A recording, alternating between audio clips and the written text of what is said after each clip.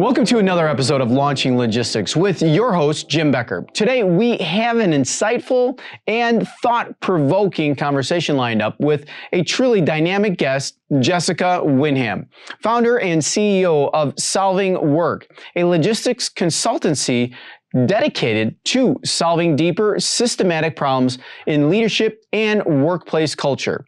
In this episode, Jessica shares her unique approach to leadership, drawing from her extensive experience across all corners of the logistics industry, from being a carrier to a 3PL consultant and a technology provider. Together, we dive into the importance of heart-centered leadership and how bringing authenticity, care, and accountability into the workplace can really lead to real sustainable change.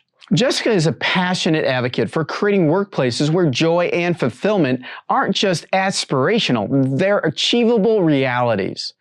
She challenges leaders to engage with their teams in meaningful ways, to step outside of the logistics doom loop, and to stop simply managing crises.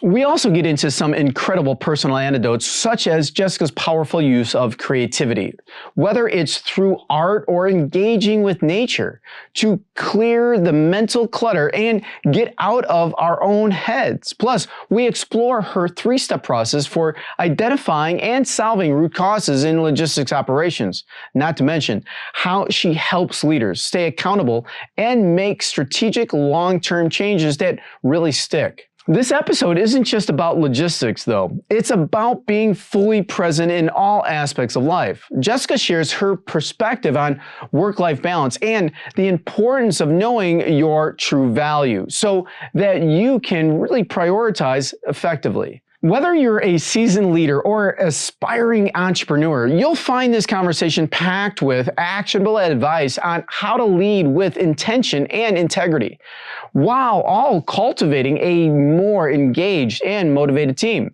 Stay tuned. You won't want to miss this conversation.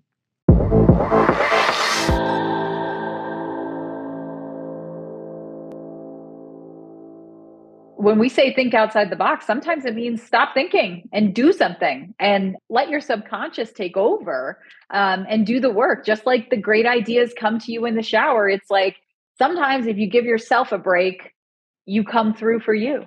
Absolutely. And it's so important to really just be with ourselves. It's that being state. I read an article, I think you posted it, something about being that you've always wanted to be, or Oh yes, or maybe this was probably a recent one. I kind of had a post recently about like kind of like practicing to be older or like stop pushing everything off to this future state in time and just be the you that you want to be today, even if you aren't good at it or even if you suck or whatever. Just be who you are right now instead of always pushing this to a future thing. And it's interesting because that was at the end of August, and my dad actually passed away on September 1st. And just kind of like putting these things together, it's like it is so incredibly important to be who you are right now in this moment and to bring your whole self into the picture, the joy and the grief and the all of the things like that's the person that we need in this moment. absolutely. It's a celebration is what I'm getting from you, is that there is no yesterday. There is no tomorrow. There's only today. There's only right now, like you and I are having here, Jessica. Stop the rumination. Do the thing that enables you to stop the rumination and let that be anything. Like for me, I know, as I've done my entrepreneurial journey over these last 18 months, there are highs and there are lows. And in the low moments, I have a discouragement SOP that I follow. I'm just a process person. That's who I am. So it's like, hey, if everything seems bleak, you have to go do these 7 things. Like you have to go take a walk. You have to try to get in nature for an hour. Like you have to watch something funny. You need to read something. Like here are all the things that can take you out of rumination and put you into action. Sometimes that action is about like just get something done, but sometimes that action is about reconnecting to self and what drives you and what your why is and who you really are. And I just, I always circle back to those things because they enable me to keep going, to go further, to accomplish more. That's beautiful. I love how you just put all that together. And it sounds like you are someone that has a lot of knowledge. You have like a really good plethora of situations, and who you're being just really shows out for me. What's one of the best pieces of advice that you've ever received, and who gave it? And who gave it to you? So I had a boss pretty early in my career, and he came from the military. And he, wanted to be a fighter pilot. That was sort of the direction he was going in. Um, but he was in the military during some of the years where we actually had active combat and things like that. And when we're just talking, and I am passionate. I like to get things done. I like to be successful. I'm looking for those things in my professional life. And he's just like, look, nobody's shooting at us. Like, it's going to be okay. Like, we don't need to add to the stress and pressure of the moment that doesn't actually exist. And in logistics, there are a lot of times where we can just proceed with urgency. We only do the urgent. So we can't do maintenance. We repair just to the point of not broken anymore. We don't train anybody. Everybody's burnt out. Like, this is the environment. And I do go back to this. Nobody's shooting at us kind of a lot to say, hey, like, we are doing some of this to ourselves. So let's calm down. Let's take a break. It's time sensitive, but it's not milliseconds here. We're not flying an F-14, like the boats, they go fast, but they don't go that fast. Like, we can calm down. And it's just a reminder to not get caught up in it. Similar to what we were talking about. Let's find our present. Let's find that calmness with which we, the people we really are, the knowledgeable, experienced professionals, can solve the problems instead of to just be the pinball in the pinball machine. Absolutely. Far too often I feel that we all are equal. We all have the same thing. We're born into the same world. And yet some of us aren't aware of the ohm of everything. Like just being connected to nature. I'm writing a book, and a lot of my chapters are all about me hiking in different states, on different ways, and how we're all really part of nature, right? And I'd like to really dive into, and if you could share with our listeners, is the journey that you created solving work, and how your experiences really shaped your approach to logistics leadership. Yeah, I would love to talk about that. So Solving Work is a independent logistics consultancy. That's what I've set out to do, but I'm wanting to approach things in a different way.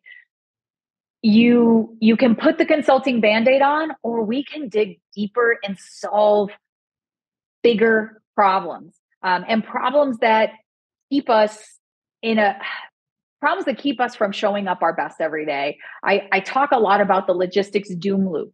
So this is that moment where you're like, all right, I'm going to get everything back on track. This is either pre-peak or just at the beginning of the year. And you're like, I'm going to do it. And you make your plan. And then the next supply chain disruption hits. And we go into all hands on deck mode, and we solve the problem because that's what we do.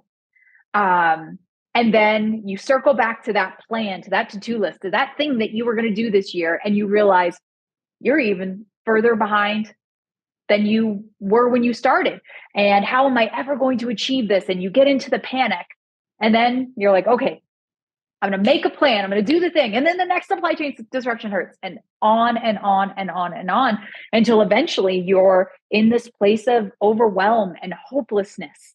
And then that's where the burnout kind of settles in. And that keeps us from being engaged at work. It keeps us from solving problems. It keeps us from moving forward. I want people to go to work and do well and go home and feel good.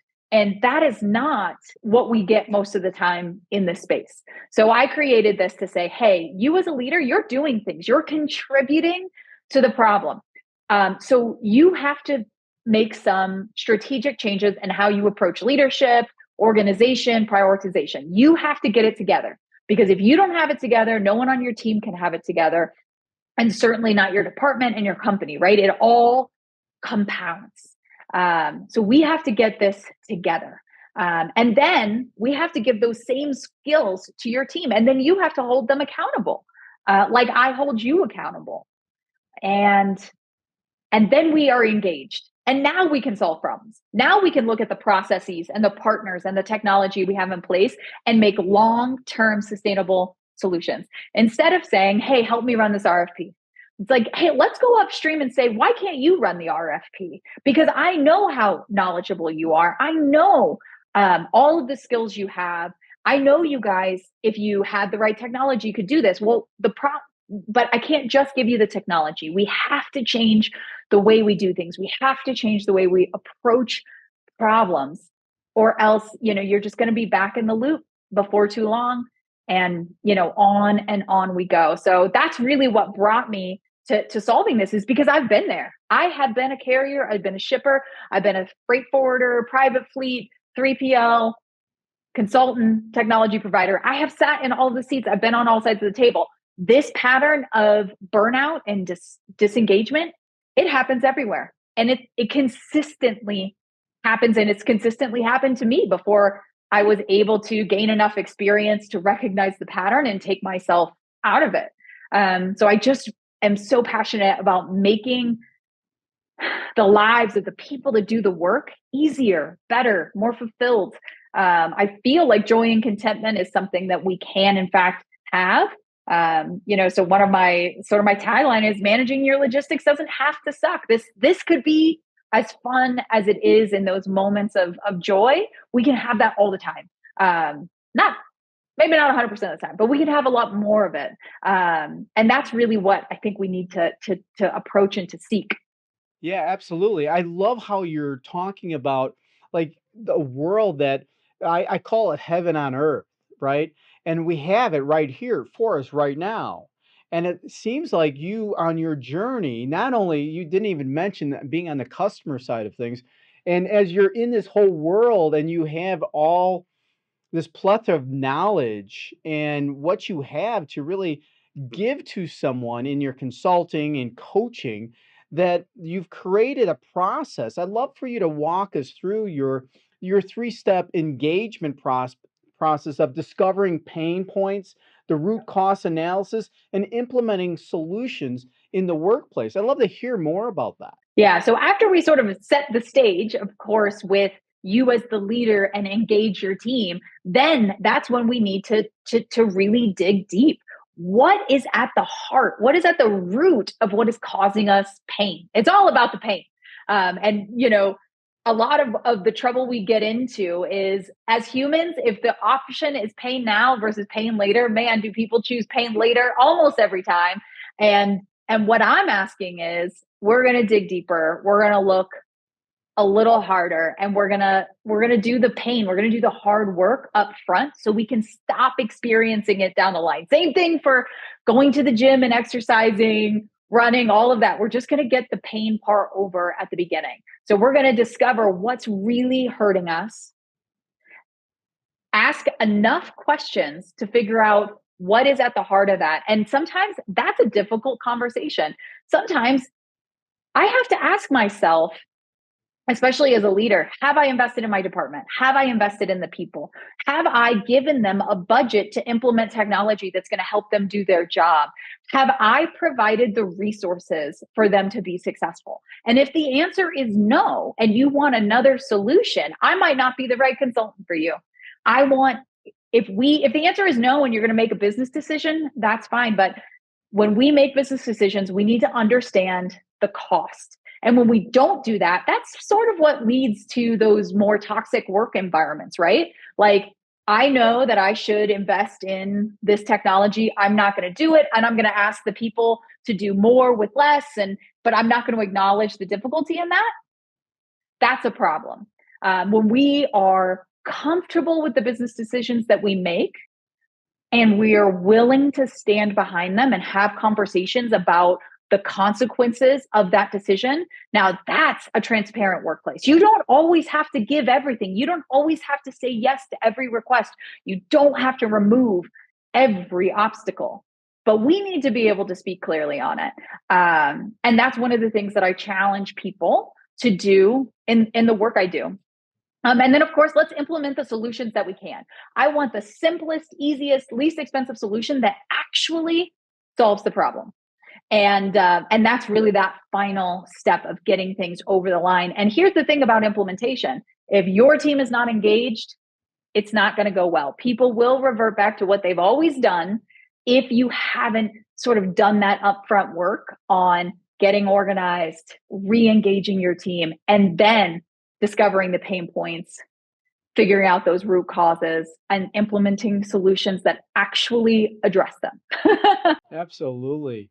It brings up a really good point of really getting our people to create who they are and then staying who we say we are going to be. Because far too many times we lie to ourselves or we misplace it ourselves. And especially as the managers or the people that you are saying that are going to be accountable to whatever team that they're going to be accountable to for their responsibilities and making sure that they do it. The moment you take your eye off the ball, people usually resort right back to their old ways that you just mentioned. And it's nice that you're going in and giving a fresh look at things where they can actually be engaged with someone that has such great knowledge to really help them guide them. Yeah, and I think, you mentioned that people will revert. Again, pain now versus pain later. It's uncanny, but accountability is the piece. You as the leader are accountable to your team, and they are accountable to you, but that goes both ways. And when you have a culture of accountability, you're going to have transparency, you're going to have engagement, you're going to have a lot of really good stuff. But the problem or the challenge with culture is that it's an every single day activity. You can't do it once a week. You have to maintain this commitment to yourself and to your people and to this idea, this way of being. It's an everyday thing. You can't put it on the shelf. You can't pause it for peak. If you want to be successful in culture, you have to do it day in and day out. And that consistency is what builds the culture. Yeah, Jessica. I mean, what you're talking about is really just living life as a human being. When we really look at it, what I'm hearing is, get up every morning and I work out. I'm either in the gym at 6 a.m. and then stretching a half hour after, maybe even stretching a half hour before. I'm also on those off days, I'm running. So I'm running, a 9-minute mile for 2 miles or more and really getting my body going. And then once again, I'm stretching. And then I'm going to a place to stretch and having people stretch me, right? And then I'm eating right. I'm getting, 6 cups of vegetables a day. I'm eating 3 meals. I'm getting the right amount of food in me. I'm burning calories. I'm keeping track of how many calories I'm taking in. I'm not drinking alcohol. I don't smoke. I don't do drugs. All of these things I'm making sure that I'm doing for myself. It almost sounds like we're learning how to run, get ready for a marathon, a race even, or playing pickleball, right? And getting on the courts or going golfing. I just played um, 3 days of golf out in Plymouth, Indiana at Swan Lake. Two 36 holes or 218, 36 total on Friday, 36 holes on Saturday, and then 18 holes on Sunday. Thank God that my vehicle, my body is in good shape. I wasn't hurting at all. Plus, I wasn't drinking with all the other 30 guys there. And what ends up happening, they're like, "Oh, I'm sore. Oh, I'm having a hard time getting out." I'm like, "I just ran 2 miles. What about you?" And it sounds like that really what you're getting them together for is how to create a plan. how to attack that plan and win and then stay on top of it. I mean, it's about what do you truly want, and here are the things that you have to do to get it. And that applies in our personal lives. That takes us to the golf course. That's a wild weekend, but I like to be able to get into the gym every week. I like to play pickleball. I like to move my body. I like to have the opportunity where I can take this podcast standing up, like, without stressing the system. Like, that's what I want. And I want things professionally too. So I maintain my discouragement SOP, as well as my daily activities where if I want to achieve my goals, then these are the things that I have to do, because there is so much in logistics and supply chain that is completely outside of our control. So all we can do is consistently do the things that are within our control. And there are so many things in life and with our health that will fall completely outside of our abilities to have an impact. Some of it's genetics or bad luck. That happens. But why don't I do what I can do? And that's what I'm asking people to do, is to show up and do what you can do to get what you want and to be an active participant. When we do that, then we see progress, we see success. It's not passion that creates motivation. It's action that creates motivation. All the fitness influencers that I like say that repeatedly. And it's true. And it's true in business too. So come to work, do the process, do some of the things that you can control to influence the outcome, and then deal with the stuff that is going to come out of left field, because it is. And just know that you are taking action. You are taking steps. You are still moving towards your goal. And we just have to approach these things professionally the same way we do in our personal lives. And if we're not doing it there, then vice versa. Absolutely. I mean, that's what I'm hearing from this whole podcast is if we're taking care of ourselves, if we really want to play pickleball, right? If we really want to transform our own business, we're going to have challenges that are out there, and who we're being matters so much.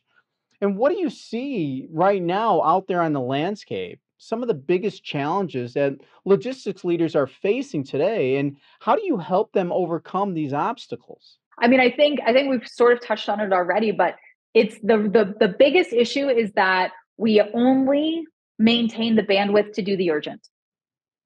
So again, we're not taking time to pre-trip the vehicle. We're not taking time to do the maintenance. And I'm not just talking about trucks, right? Like, this is a metaphor for your operation, for your personal self. Like, fixed to the point of not broken, burning out your folks, like not being able to have the bandwidth to train the new people. So things get progressively worse and worse, and they get progressively more and more broken, which means that you spend more time in urgency than you were before. So it's that ability to take that step back to say, no one's shooting at us. We are going to take a minute and make a plan before we act, to really dive into those strategies. And I think that's just, it permeates the entire industry. And that's a mindset shift that we're going to have to change in order to sort of change that experience of working in this industry. And I think Gen Z, Gen Alpha, as they come up, they're going to push us in that direction. If you're a millennial and you've gone from one financial crisis to the next, your entire adult professional career, maybe you're less willing to put that stake in the ground and say, this is a boundary for me. But as we get some more generations in, and I'm not saying this as a negative thing, we are going to have to do this mindset shift. So if we can get ahead of the game, if we can choose pain now instead of pain later, you are going to be primed for more success down the road. And leadership, you talk about leadership, it's so important. I've always said that I'm a servant leader as I'm going through things. I'm also a transformational leader. And you talk about that it's heart first leadership. And I love I love you saying that. And what is heartfelt leadership? Really, for our listeners, I have a good idea what it is, but how do you apply this type of principle in leadership when helping people in logistics, and especially in the logistics leaders, improving their teams? So I think when we talk about quality, so when I talk about heart-centered leadership or heart-forward leadership, I'm talking about actually caring about the people that are on your team, caring about them as full, whole humans, not as economic units, that you care about them genuinely as a person. So, and I think most people know how to care about other people. Like the percentages of sociopaths are pretty low. So if this is not the leadership that you see demonstrated in your organization, I think sort of two things. Maybe one, you have a single path to make more money in your organization, and that is leadership and management. And so we have some folks there that aren't passionate about serving others in those roles. And so maybe that's a root cause thing that we could fix. Let's have a technical track. Let's give folks that are incredibly talented and skilled an opportunity to make more money at the things that they are really, really good at. But for the leaders that want to be in that space, that still aren't able to show up as the leaders they really and truly are, I think we have to think about removing obstacles to that leadership. Are they fully staffed? Do they have the tools to do their job well? Can they invest in their department and in their team? Have we given them the training to be organized? If you do not have the bandwidth to, let's say, keep up with your inbox, which is a sore subject, but this is a hill I'm willing to die on. If you do not have the bandwidth to manage your emails, then you don't have the mental and emotional clarity to show up for your team. And you probably don't have the mental clarity to creatively problem solve when it's necessary. And in logistics, that's necessary just about every single day. So if we have not cleared that mental and digital clutter for you as a leader, then you're going to have a very difficult time showing up for your people. You'll be inconsistent. One day you'll be at the one-on-ones and you'll care and you'll be able to dive in. And then the next day it's going to be business, tasks. And your employees are going to wonder, do they really care? Who am I getting today? Those are the conversations that are taking place on the private Slack channel about you, and that's a conversation you need to be willing to have if you want to get better as a leader, is where are you failing and why? But that's what I think about when I think about leadership, is, be that heartfelt leader. So you have to care. Once you have to care and you really and truly do deeply inside care about those people, then it's just about removing the obstacles. And listening, when we listen more and we have the love for people, if we don't love ourselves, if we don't take care of ourselves, if we can't, like you mentioned about, if you can't take care of your own email box and you can't lead yourself, how can you lead others? And I see that so often that some people can't take care of themselves and here they are having kids. It's like, all right. So, I hope you're living at home with mom and dad so that they can help, because that's what community is all about. We get together, rally for people, and really lift them up, especially for the people that can help themselves. And here in business, people that are getting paid to be leaders, to be managers, I always say, look at yourself first. Do your own inventory on yourself. Where are you lacking? And be open about that. Let me know that you need help. I'm not going to put you down because you don't, you got 74,000 emails in your inbox, right? And once I clear all those out for you, let's come up with a plan that you can actually manage it. So, you talk about your business. You co-founded a networking group, which I thought was just so great, about women in logistics. We have thousands of listeners that are women, and I know so many women in logistics. Can you talk about the importance of supporting a woman group in this industry, and what more is needed to be done with this type of movement about women in logistics, and what can we do here? Yeah. Okay. So I have co-founded like a women's networking group in the past, but what I'm involved in right now, I'm just an ambassador.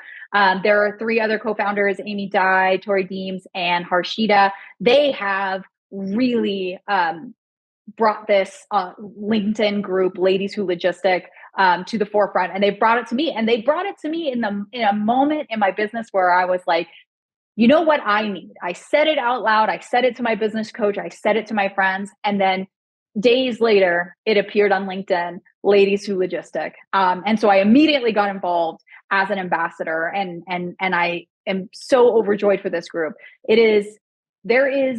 Look, everybody needs community. I am a woman, so I have this community for me. We rally around each other. We provide insight and mentorship and opportunities and conference buddies. Like, let's make some of the harder things we do in this industry that is, doesn't always look like us, easier. Let's make it easier to be in the room and to take up space. Let's make it easier to get those informal networking opportunities that seem to lead to success, that seem to lead to progress. Let's not learn every single lesson from scratch. A couple of them we can get, maybe not the hard way. And that's what this group is about. And I think it's important. And no matter what you do, whether you join a formal group or not, getting people around you who want you to be successful, getting people around you who are willing to tell you hard truths, getting people around you who have experience, similar experience to you, but maybe more depth, and then also varied experience, right? Like, if you understand what's going on in sales and you understand what's going on in purchasing, in logistics and supply chain, you're going to be more successful. So having that breadth and depth of connection is incredibly important, and a safe space to try it on, to work on your leadership, to work on your skills, to present a strategy and have somebody tell you what they think of it.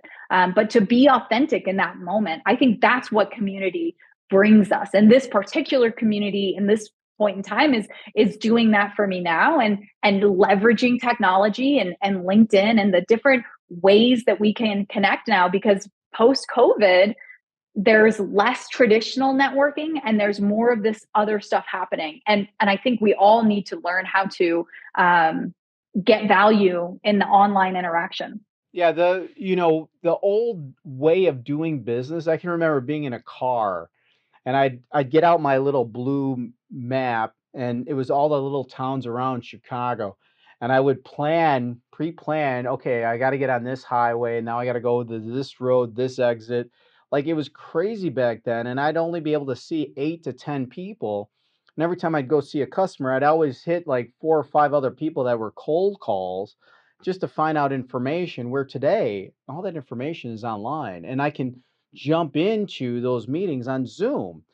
And you're so right. There's so many different networking agencies now that we're able to go ahead and do so much more online that, if I didn't change with the times, I'm turning 55 in October. If I didn't change with the times, I'd be left behind. And some of the people that are coming in, this is all they know now. They don't know. You talk about, the alpha generation. They don't know what we did in the past. So as we bridge that, it's really important.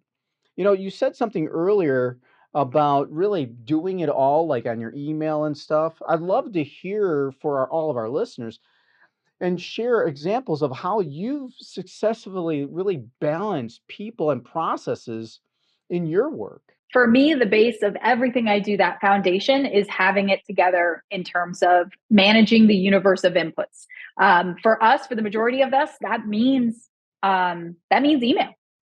So, like, the reason I talk about this so much is because I have to manage my universe of inputs. I have to know all of the balls that are in the air in order to make a strategic decision about which ones we keep up there and which ones we set down. Otherwise, we're dropping balls, doesn't feel good, instead of setting them down, instead of making business decisions. When you ask your team to do something for you and then you don't talk about it ever again, you don't recognize it, you're like, oh, wait, I think I saw that email. Can you send it again?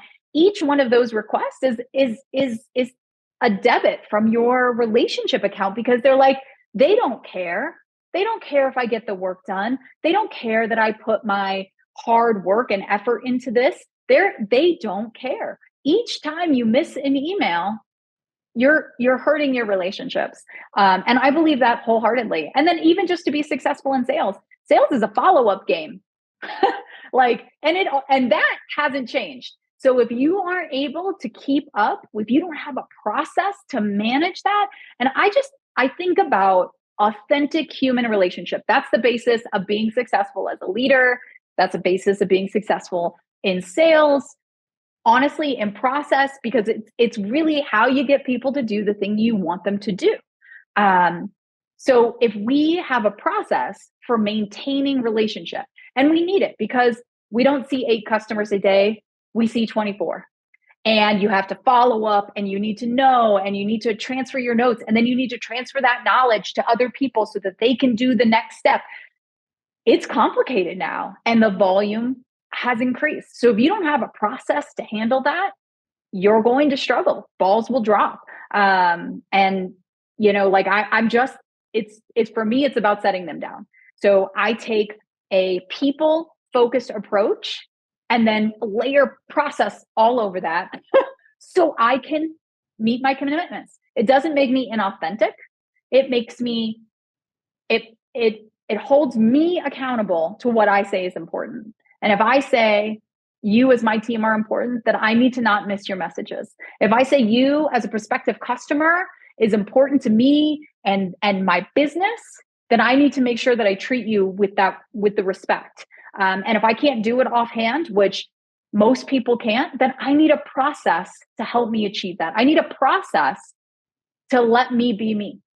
And that's really, how process shows up in my life, that I have this way of handling the inbox and the way of handling my cell phone and the way of handling my tasks. And they all go in one place so I can see in one space what I need to do, what the business decisions are. When the disruption comes, you can't deal with the disruption and everything else. So something is going to be deprioritized. If you don't know all of the somethings, then you may not deprioritize the right thing. You create more urgency, doom loop, enter. Absolutely. Back to the whole email thing. You're talking about managers and executives holding their people accountable, right? It's all going back to ourselves.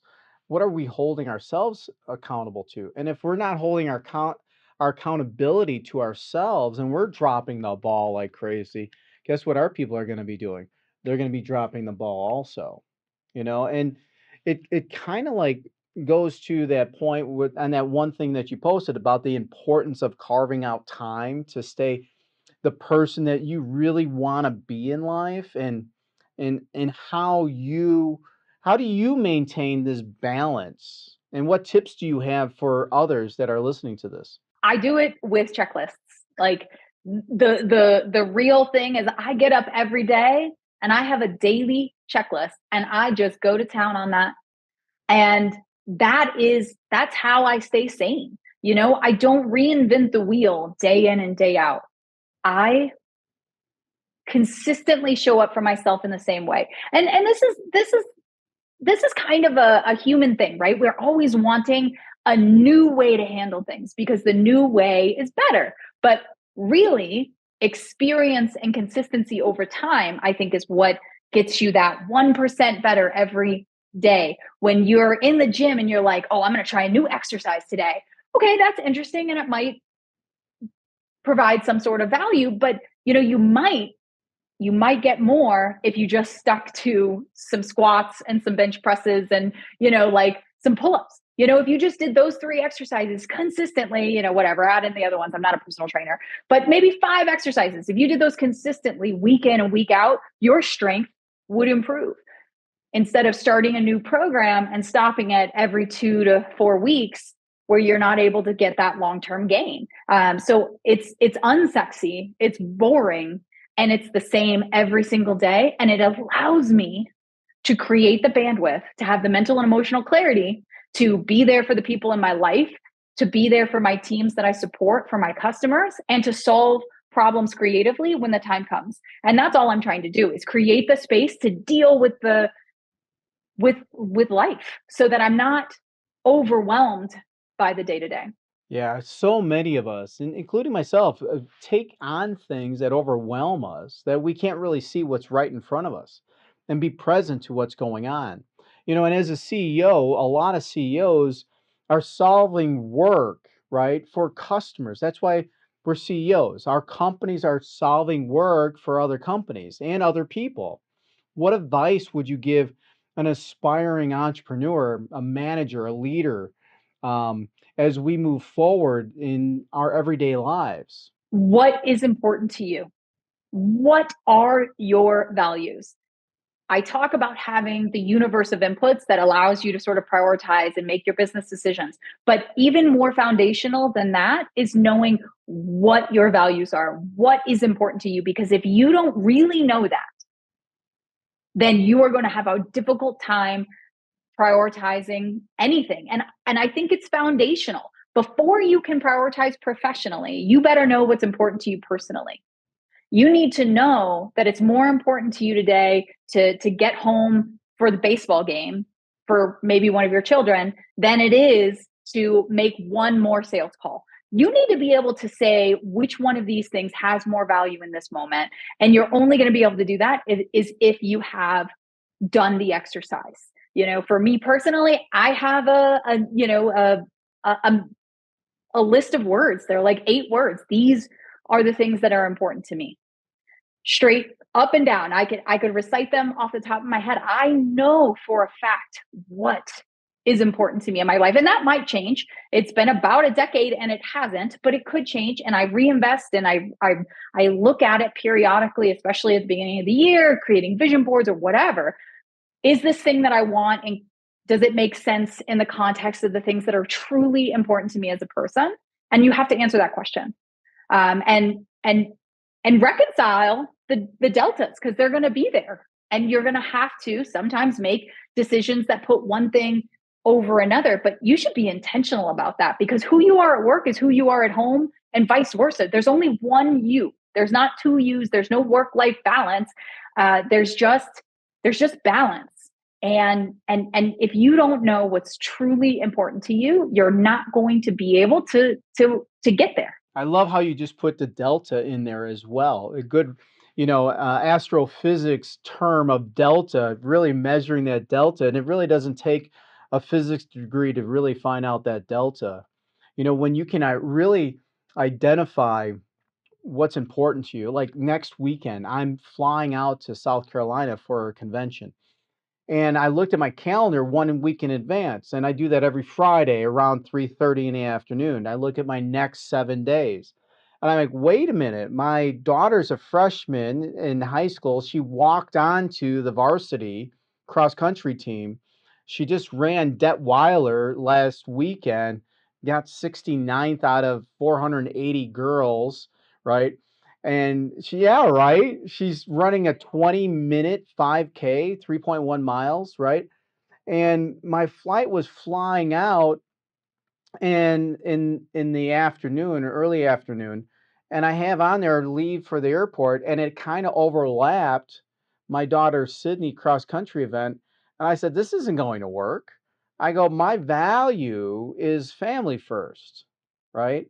And I'm taking care of that. And I went ahead and changed that flight to later on in the afternoon, maybe 2, 3 more hours, so that no way am I going to miss my daughter running that cross country event. Right. So when we have those values, it's so important to prioritize. And I like how you really put that together for entrepreneurs and CEOs to really talk about that, because that really gives us a window to see who you are as a human being and who you're being each and every day, who you show up as. You talk about those 8 words, and one of my 8 words is integrity. And if I'm not using integrity, things are falling apart. I'm Yeah. building my house on sand, if you will, very close to the shoreline, where I really need a concrete integrity foundation. And that foundation will really get me going wherever I need to go. And it allows me to stretch further. So I really love this whole conversation that we've had here. Are there any final things that you want to share with me or our listeners? You know, I, you know, You can find me on LinkedIn, and will be speaking at a few conferences coming up. I'll be at Inland JOC in Chicago. I'll be at Deliver Americas. And then I'm doing a local Denver Transportation Club sort of supply chain night in October. So those are all the places you can find me, and I'd love to hear from you, and I'd love to connect. How can we get in contact with you? Email, phone number? Yeah, well, my LinkedIn, Jess Windham, just find me there, or Jess at Solving Work.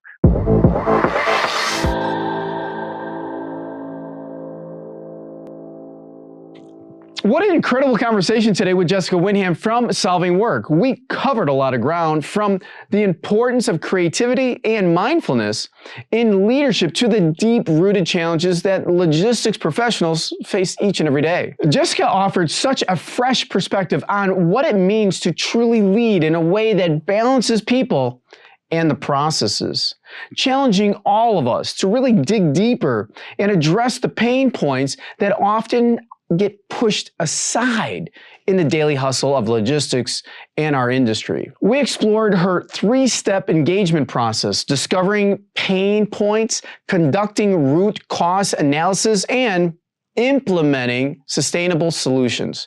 That helps teams really stay focused and avoid the doom loop that so many in our industry actually face. Jessica's emphasis on holding yourself and your team accountable truly hit home, as did her advice on how to use creativity as an outlet for solving complex issues, both personal and professionally. Another major takeaway from today's episode is the role of heart-centered leadership. See, Jessica believes in caring deeply for the person on her team, not as cogs in a machine or a wheel, but as a whole human being who bring their unique skills and challenges to the table. She stressed the importance of building a team culture of accountability where both leaders and their teams are committed to this growth, transparency, and long-term success. Finally, Jessica's personal stories about how she stays balanced, whether it's through her discouragement stop process or commitment to knowing her values and using them to guide her priorities. It really gave us a powerful reminder that leadership isn't just about managing tasks. No, it's about showing up as your authentic self each and every day. If today's conversation resonated with you, or you're interested in diving deeper into some of the strategies Jessica shared, be sure to connect with her on LinkedIn or catch her at one of her upcoming speaking engagements. Thank you again for tuning in to Launching Logistics. Stay connected, stay international, stay intentional, and as always, keep launching forward towards your goals. Until next time. This is Jim Becker, signing off.